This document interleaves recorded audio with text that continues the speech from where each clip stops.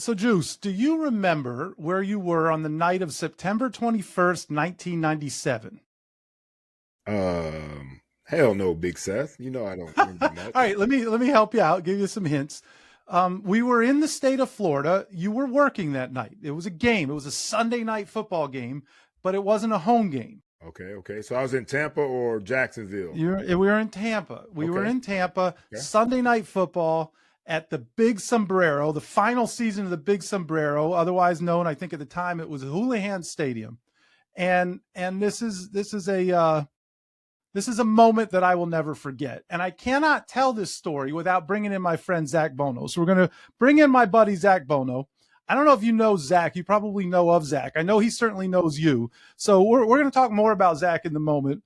But so Zack he's a Miami kid, but he's like North Miami. He's like, Okay. yeah, he's not like dirty South. He's like North Miami. Borderline Right, Miami. right, absolutely.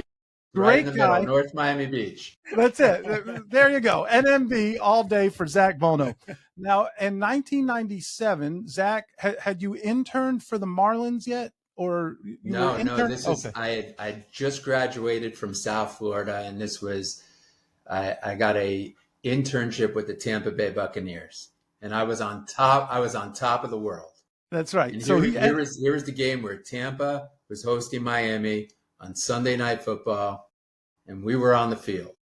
We're on the field. So again, Zack was an intern. 1997, I had just been hired. It's my first year full time. So I was a little bit ahead of Zack in the journey, but we were kind of like peers. We were as close to peers as we could be, and Zack became one of my favorite PR guys in the National Football League for a long, long time. We had this connection, long-standing friendship. He's a South Florida guy. He's also a fiercely, fiercely talented PR guy, and we can talk about that later, how he helped Derek Brooks beat out JT for the Player of the Year honors because Harvey had my both hands tied behind my back. But that's not what this story is about. So in this moment, Zack Bono's the intern, but Zack is like right out of central casting for Saved by the Bell or something, right? He's a North Miami Beach kid. He's got the $1 million smile. He's got the good hair, Juice. I didn't have good hair. Man, he's got great hair. That's right. He still got some of Especially. it left. Yeah. He at least still has some of his.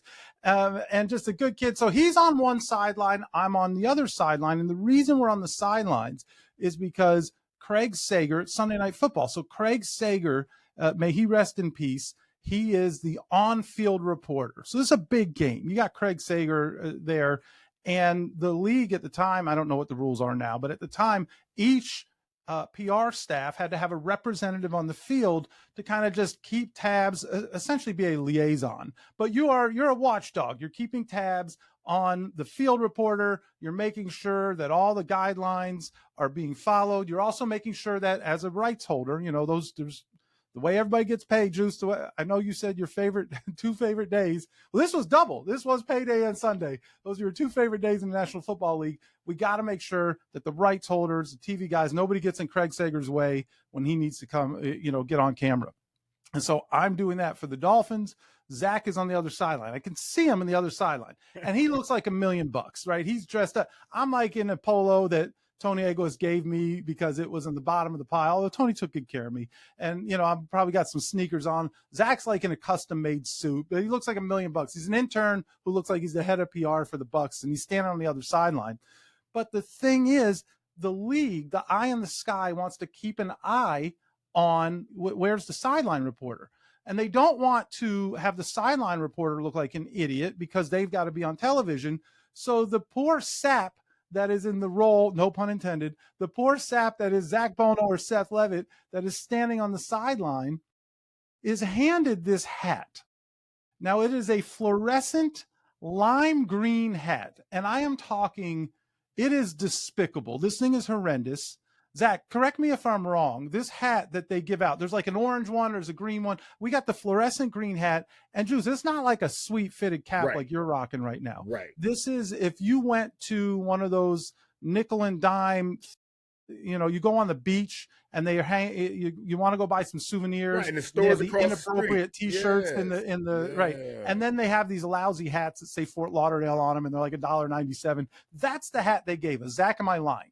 It's like something that I would get from my mother-in-law, right? that she would wear. In fact, I don't have the green hat, or I don't know. I think once I moved out of Tampa, I had to let it go. In preparation for this, in all honesty, I said, do you have like a lime green? She had a bunch of different color hats that fit it, but not the exact color. But that is something that you would have. You'd be walking in Fort Lauderdale. Hey, you asked your mother-in-law if she had a lime green hat? Is that what you Absolutely.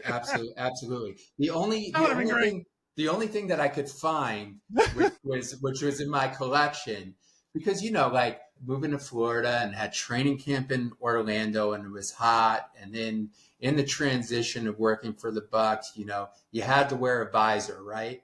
So this is the closest that I had. This is like, but that's so much cooler. Like, I would have been okay with that. I guess, but when you look at it and you put it on like this, it was like, he looks great. The Bentley, it needs a little work. We were wearing a hat. That's as close as I could find something that was like. Well, he says we were wearing the hat, Juice, and right. This is why there's something else coming here, Big Seth? Well, yeah, absolutely there is. So I look across the way. Zach's not wearing his hat. I'm not going to wear that damn hat as long as I have the hat. And that's like, Harvey and Neil hand me the hat, and I'm like, I got to wear this. Well, the network's on. I'm like, all right, I'm going to hold the hat. If you need me, radio me, I'll wave it in the air. You can find me. Okay. So I've got the hat and the game starts and then the radio starts. Seth Levit, you got to put on the green hat. The networks are giving me a hard time. I'm like, and I'm looking up above I'm looking up in the press box. I'm like, there's no fucking way that I really am supposed to be wearing this hat. And then so I don't put it on again. Seth Levit, you're down there to do a job. You have to put on the green hat. The networks, I don't want to get in trouble and get fat. Harvey's just going off on the radio about this damn hat. And then Neil is like, Seth, go to channel 2. And then he's telling me hey, Harvey's kind of pissed. You got to put on the hat. Well, I look across the way and there's Zack Bolno in all his glory, looking like $1,000,000, flashing that smile that you can see from across the 55-yard field and all that stuff. 53 yards, Big Seth. He's not wearing the hat. And I'm like, if their fucking intern is not wearing the hat, I'm not putting on the hat. He's got the hat on his belt buckle. So he's smooth. He's got the hat and it's hanging on his belt buckle. It's clearly there. So technically he's wearing the hat, but he's not putting it on his head. So I try the belt buckle trick and I put it on my belt and I'm telling you, it's a minute and a half.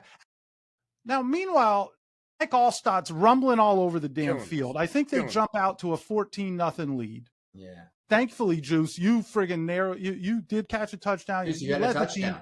Yeah, 6 catches, 55 yards. Juice did what Juice does, and he's doing his part. And by the way, he looks cool as shit on the field, right, Zach? And as he always tells us, Juice, what is it? If you look good, play good. There it is. So I thought if I look good, I could be good as a PR guy on the sideline. Zack Bolno's not wearing his. I'm not going to wear mine. Seth Levit, this is the last time I'm going to tell you I'm tired of getting calls from the network. I don't even know who was doing Sunday Night Football. It wouldn't have been Goodell. He was doing Monday Night Football. And so I put on the hat. I'm like, I don't want to get fired. I've worked my whole life to get this job. It's 1997. It's my first year. I finally got the job of my dreams. I don't want to get fired over this stupid hat. I'll put on the hat. Nobody's going to care. Soon as I put it on, asshole, nice hat. The Tampa fans start, and now I'm like, and every time someone says something, someone piss on your hat, and every time somebody from the sidelines, one of these drunk, salty dog Tampa Bay Buccaneer fans has something to say about my hat, I just shrink. And I'm shrinking and we're losing. So my guts are turning. We're already losing on Sunday Night Football. I'm getting shit about the hat. I'm humiliated wearing this hat. And Zach, is anybody giving you a hard time about your hat? Not at all. In fact, our director of communications was Reggie Roberts, and he said, I think it was my first time on the field. Maybe it was my second game on the field, and he said, just make sure you give the network what they want and stay out of the way. Don't worry about it. And then Scott Smith, who was on the staff as well, he gave me the hat and he said something, the way Scott would do it. He's like, it's a stupid hat. He's like, I wouldn't wear it. Just have it. Just have it with you. And Great advice. Make sure you don't drop it or anything, and make sure if they need you, you know where to be found. And I was like, all right, sounds cool to me. So I kept looking over to you, and you had the hat on, and I was like, that poor son of a bitch, man, with that hat on and everything like that. So at times I would just like put it on, but immediately take it off. To say that it was on, right? Yeah, just to be like, okay, here I am, wave around to Craig Sager, hey, I'm right here, but then take it off right away and everything like that. Because, I was excited about the one brown suit that I owned, and it was nationally televised game, and it was my hometown Miami Dolphins team, and I was on the field, and there was OJ McDuffie and Dan Marino, and I just didn't want to wear that hat. No. Well, I didn't want to wear it either, but damn it, Harvey Green was not going to. He was relentless, and Juice, as you know, in Harvey's way, he made it very clear I needed to wear the hat. But he was the networks. I don't want to get a call from New York. Everybody's watching this game. You've got a job to do. So I put on the flipping hat. I'm getting just harassed. And nobody gives a shit about me. Like, nobody cares. But in my mind, in that moment at, 1997, 24 years old, I feel like 70,000 people in the Big Sombrero are all staring and looking at the asshole in the lime green, piss green hat. And it was the most miserable experience. I did not enjoy the game, partly because of what was happening on the field, but I did not enjoy the game. I was completely getting ridiculed. Well, then the game ends, go in the locker room, deal with the hat comes right off. As soon as the game's over, the friggin' hat comes right off. I get in the locker room, I throw that thing in the garbage, and, we do what we have to do post game, get the interview set up, whatever. And then I see Neil, and he just has a shit-eating grin on his face. And then Harvey, was I supposed to wear the hat? Yeah, you got to. And I'm looking at Neil, and he's dying 1,000 deaths. And they set me up. They friggin' set me up. And so, completely set me up, Juice. Like, I had to, they could have given me the advice that Zack Bolno got. I guarantee you, in the history of the league, I'd love to find Greg Aiello or whoever would be the right person now. In the history of the league, no PR guy has been fined because he wasn't wearing that stupid hat. In fact, no PR guy ever wore the stupid hat except for Seth Levit. So I'm on the sidelines getting harassed by Tampa's finest. I got to wear this thing, and then the humiliation begins. And to add insult to injury, when I get back to Davie, there are pictures being circulated now. The great Scott Stone, who at that point published the Game Day magazine, had Dave Cross, who we've had on, both Scott and Dave have been on the Fish Tank, my good friends, quote unquote, my good friends. Dave took a great action shot of Sideline Boy and in the green hat. And then Scott created a Game Day cover, and it said The Adventures of Sideline Boy, and it's Seth Levit. And I'm looking, and I have this look on my face of like someone, like I said, pissed in my Cheerios and cut my salary at that point, which was probably 18,000, to cut it to about 12 grand. And I'm pissed, and they passed it around. And so now the players have it. It's in the locker room, The Adventures of Sideline Boy. And Zack Bolno is standing over there. I got an intern now that's smiling and laughing at me at the same time because he looks like $1 million. That is my story of the green hat. Oh, man. Where's the picture? Do you have it? Do you have the Game Day cover? I wanted to, just like you wanted to dig out your green hat. I have it somewhere. And if I can find it before we edit this damn thing, I will include it. Because it does exist. It's in a frame. I learned to laugh at myself later in life. But at that age, you really like that thing, Big Seth. Well, don't act like now. Don't get on here now and act like you didn't really glorious appreciate frame, the fit, man. You know what I mean? Yeah, it's not in like some glorious frame that your kid's high school diploma gets, or whatever. It's one of those clear plastic deals that when you go to the theme parks and you take the picture with Spider-Man, and then if you pay $99, they give it to you in that plastic. It's that frame. Okay. So that was my deal reframed there. it since though. You haven't reframed it and put it on some. You haven't gone to some of these great framing shops and got a nice matted and Dolphins colors and all that. Nice wood frame around it. No. No, I did not do that. If I ever do, I want Zack to sign it. Yeah, I'd be happy to sign it. I'd be happy to sign. That's exactly what I was thinking. Selfishly, that's why I was hoping that you would find it so I could sign it. Yeah, You know, yeah. I will dig it up to the best looking sideline guy in the NFL.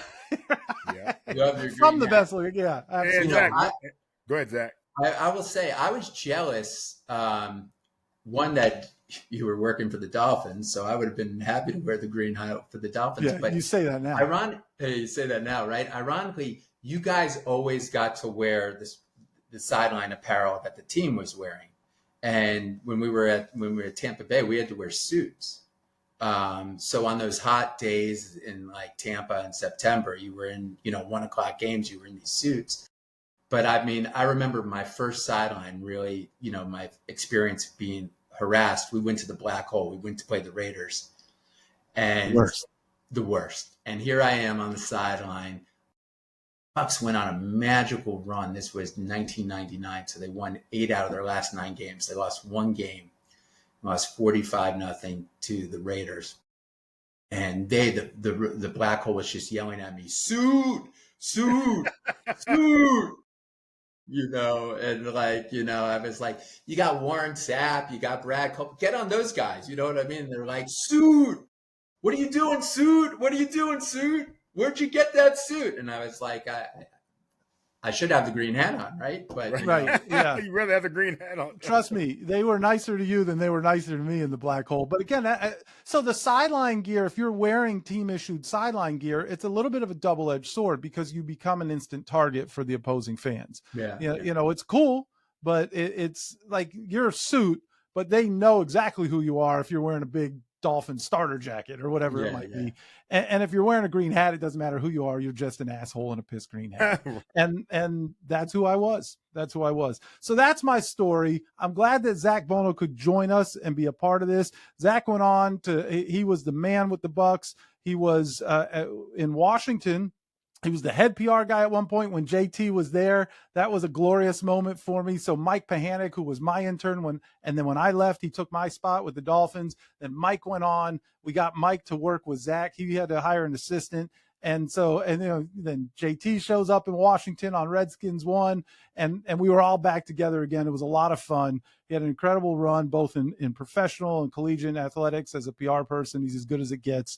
Thank you for spending some time with us. And we might turn you into a podcaster yet. Yes. Well, thanks for having me both. Thanks for diving in, Zack. Love it, man.